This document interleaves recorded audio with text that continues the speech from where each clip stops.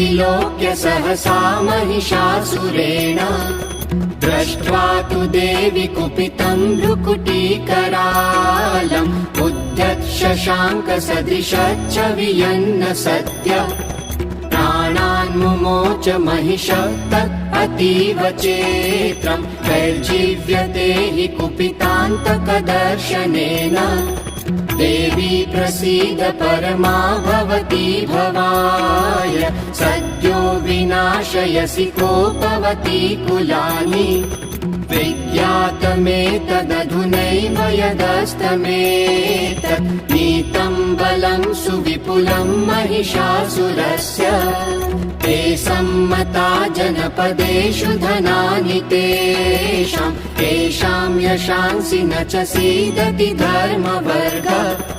धन्यास्त एव निभृतात्मज भृत्यदारा येषां सदाभ्युदयदा भवति प्रसन्ना धर्म्याणि देवि सकलानि सदैव कर्म नित्यादृता प्रतिदिनं सुकृती करोति स्वर्गं प्रयाति च ततो भवति प्रसादात् लोकत्रयेऽपि फलदाननु देवि तेन दुर्गे स्मृता हरसि भीतिमशेषजन्तो स्वस्थै स्मृता मतिमतीव शुभां ददासि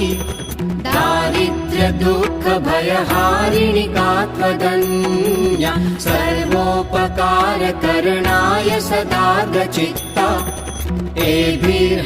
एभिर्हतैर्जगदुपैति सुखं तथैते कुर्वन्तु नाम नरकाय चिराय पापम् संग्राम मृत्युमधिगम्य दिवं प्रयान्तु मत्वेति नून महितान् विनिहंसि देवी दृष्ट्वैव किं न भवति प्रकरोति भस्म सर्वासुरान् ऋषु यत् प्रहिणोषि शस्त्रम्